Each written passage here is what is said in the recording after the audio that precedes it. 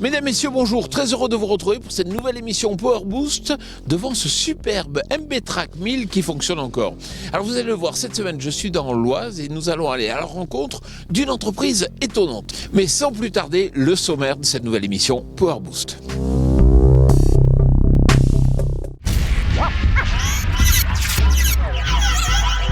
Au sommaire cette semaine. Avec Jean-Paul, on est monté dans le Grand Nord, du côté d'Anceauvilliers, voir la SARL Vincent et Fils. Nous y avons rencontré Sylvain, co-gérant avec son père et son frère, qui nous a ouvert les portes d'un impressionnant parc véhicule. Impressionnant. Ensuite, nous retournerons faire un tour chez Fendt, qui nous gâte en ce début d'année en proposant la finition Power Plus pour les 500 et 700 Vario. C'est Noël. Et oui, enfin, nous irons jeter un coup d'œil à l'évolution des marchés d'outils du travail du sol. Et sans bémol.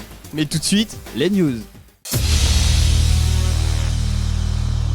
les chiffres sont désormais officiels. En 2016, le marché des tracteurs standards a enregistré une baisse des ventes de moins 9% avec 22 653 véhicules immatriculés. John Deere, s'il reste la marque la plus prisée en France, avec 19,1% de part de marché, perd 1,5 points par rapport à 2015. A l'inverse, Valtra a réussi une spectaculaire percée en passant de 6 à 7,7% de part de marché entre 2015 et 2016. Pour les moissonneuses-batteuses, les nouvelles immatriculations ont également baissé, à hauteur de moins 9% par rapport à 2015, pour s'établir à 1821 unités. Claas assoit sa domination sur ce marché, en gardant 3,5 points avec 41% de part. Le constructeur allemand creuse l'écart avec le deuxième New Holland, qui lui perd 3,8 points, mais devance cependant toujours largement John Deere.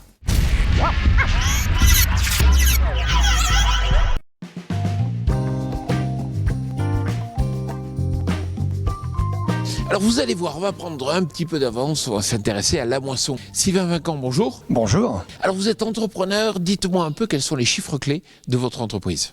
C'est à la base une entreprise familiale. Nous sommes le papa qui a créé l'entreprise en 1973 et je l'ai rejoint avec mon frère en 1995. Nous avons créé une SARL. Aujourd'hui, nous sommes une entreprise toujours, je pense, familiale, avec une ambiance avec nos salariés qui nous permet de rester proches les uns des autres, avec un parc quand même conséquent de machines agricoles. La SARL Vincent et Fils ont un parc véhicule exceptionnel. Oui, 80 automoteurs pour 20 moissonneuses, dont 12 Laverda. Historiquement, nous avons une clientèle exclusivement d'élevage. C'était des gens qui voulaient absolument garder la paille. Quelques grains derrière, ça ne les gênait pas. Donc nous avons fait pas mal de modifications sur ces machines qui viennent du sud, qui sont à la base faites pour battre des blés à 60 quintaux et non pas à 100. C'est des machines qui font leur travail. Nous arrivons à avoir un débit de chantier correct, qui correspondait bien à nos clients à l'époque d'élevage. Depuis 2008, nous avons eu quelques clients céréaliers, vu l'évolution du prix du matériel, qui se sont tournés vers nous, parce que pour arriver à amortir des machines, ça devenait compliqué. Donc nous nous sommes tournés vers des machines à rotor. Étant client Fiat New Holland, nous sommes restés chez New Holland. Voilà pourquoi.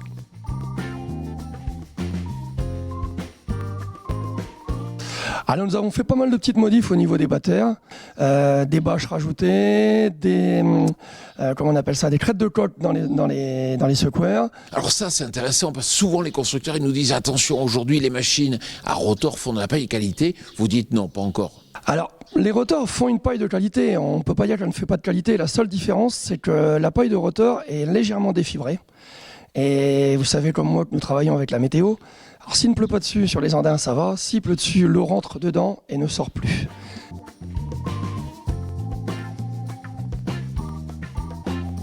Alors Sylvain, vous faites aussi l'atelier, on va justement découvrir votre atelier. Oui. Mais juste avant, je vous invite à retrouver ce reportage qui va vous montrer qu'il y a du nouveau chez Fendt.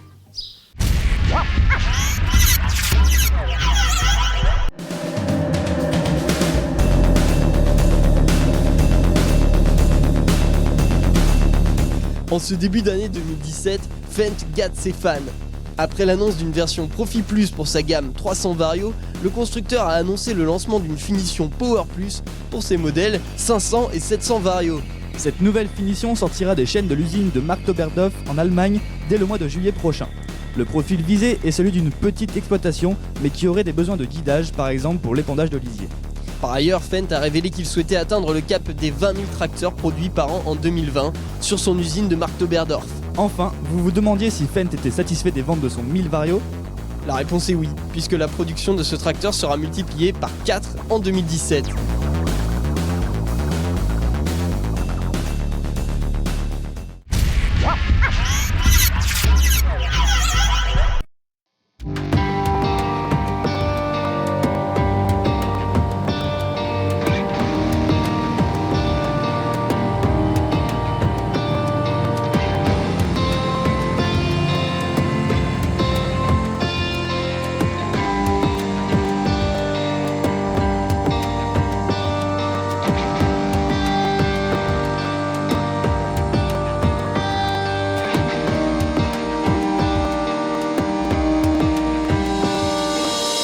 Alors Sylvain, c'est vrai que vous avez une dizaine de salariés à l'année, ce qui vous permet quelque part de faire de l'atelier, c'est-à-dire que vous proposez de la réparation aux agriculteurs. Alors, votre concessionnaire ne doit pas trop vous aimer, d'autant plus que côté tarif, vous êtes moins cher. Oui, tout à fait. C'est vrai qu'il y a une différence côté tarif. Mais vous savez, on s'entend très bien avec notre concessionnaire. On a un rapport privilégié. C'est des gens très sérieux. On prend toutes les pièces là-bas. Ça se passe très bien.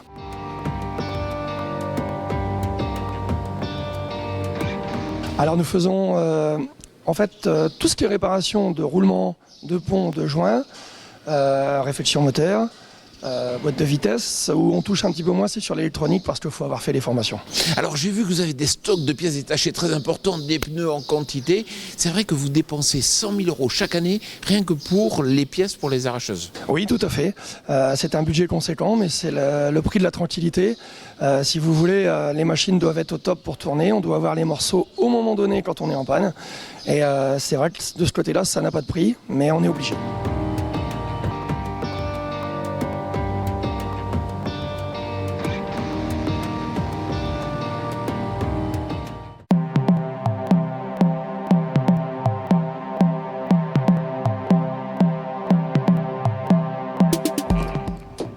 Vous voyez, ce qui est vraiment intéressant, c'est que les entrepreneurs aujourd'hui sont de plus en plus professionnels. Effectivement, il faut être capable d'apporter le bon service, aussi le matériel ou les pièces de rechange et de pouvoir intervenir au champ.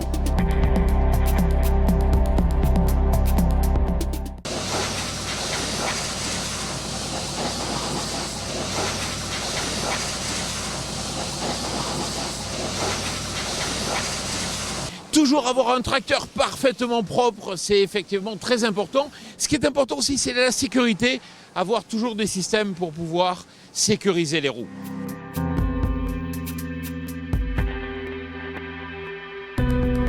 Quand je vous le dis qu'il faut amortir les matériels, regardez celui-là, il est déjà ancien mais avec un pulvé, il est toujours bon au service.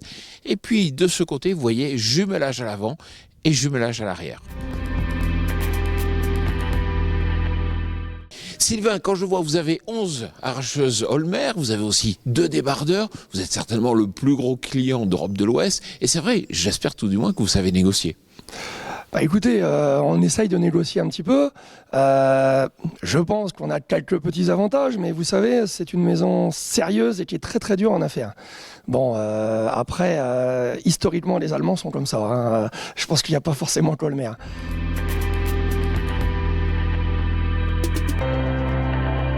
Mais c'est vrai qu'aujourd'hui, il y a un problème. Vous dites que le prix des machines ne cesse d'augmenter. Oui, les machines, nous sommes clients Holmer depuis 2006. Et il s'avère quand même que les machines ont fortement monté, dû à différentes choses, les normes de moteur aussi, en contrepartie aussi. Hein. Mais si vous voulez, en 2006, on achetait des machines à 320 000, 330 000 €. Aujourd'hui, on arrive à 450 000, on va dire, pour une machine équivalente. Qui nous amène un petit peu plus de technicité, mais globalement, au niveau du nombre d'hectares, nous sommes identiques. Voilà, on amène une qualité supérieure, mais nous n'arrivons pas forcément à le valoriser dans nos tarifs.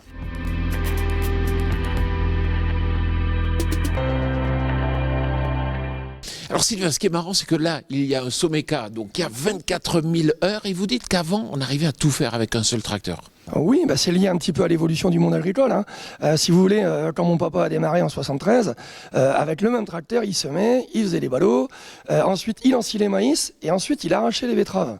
Donc vous voyez, le tracteur était, on va dire en 2 ans, il était amorti. Voilà, en plus, vu les coûts à l'époque du matériel, qu'aujourd'hui, on est dans un monde qui va très vite, avec des médias comme vous connaissez, de toute façon vous faites partie de ces médias-là aussi, ça va très très vite, tout va très vite, et il faut tout avoir fini, entre guillemets, avant de commencer.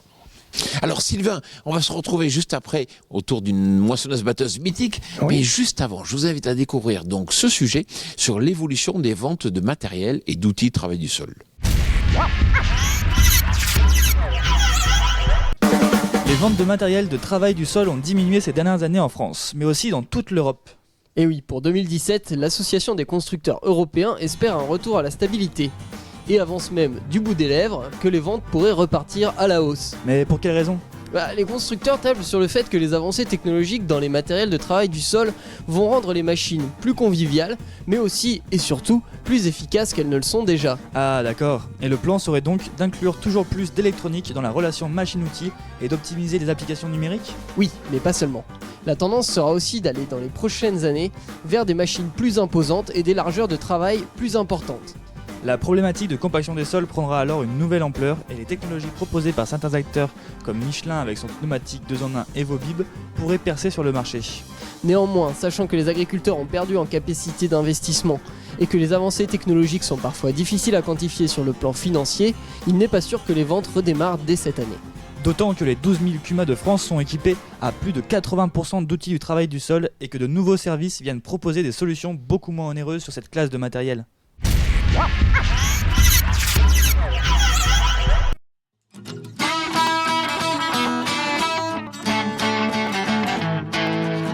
Chez Vincent, la philosophie, c'est entretenir le matériel ancien ou le plus récent.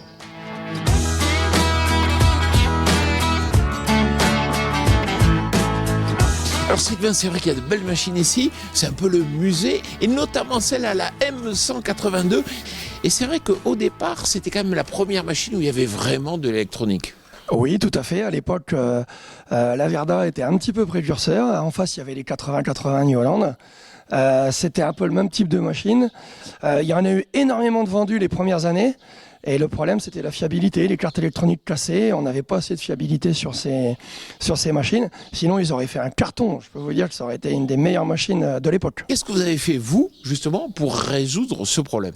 Si vous voulez, on a galéré un petit peu aussi. Mais bon, à force, on a réussi à entre guillemets, bricoler. Et avec l'aide d'un mécanicien, nous avons tout repassé en relais... parce que la machine est en 24 volts, tout en relais 24 volts, en supprimant les cartes électroniques, et depuis ce moment, la machine fonctionne à merveille. Ça veut dire qu'aujourd'hui, elle est capable encore de battre ? Oui, alors mon papa fait encore joujou avec, il bat entre 100 et 150 hectares tous les ans avec. Voilà. Avec une récolte qui est de qualité ? Tout à fait, je peux vous dire qu'au niveau perte de grains, elle n'a rien à envier à ces grandes serres. Et la paille est exceptionnelle, à tel point que nous avons quelques clients qui, tous les ans, me disent « Viens battre une journée avec la vieille, de telle façon à avoir de la belle paille. » Bon, Sylvain, en tout cas, félicitations pour votre dynamisme d'entreprise. Et puis, merci de nous avoir accueillis ici, sur votre lieu où vous avez toutes ces belles machines. Eh bien, de rien. Je vous souhaite une bonne journée et à très bientôt, Jean-Paul. À bientôt. Merci.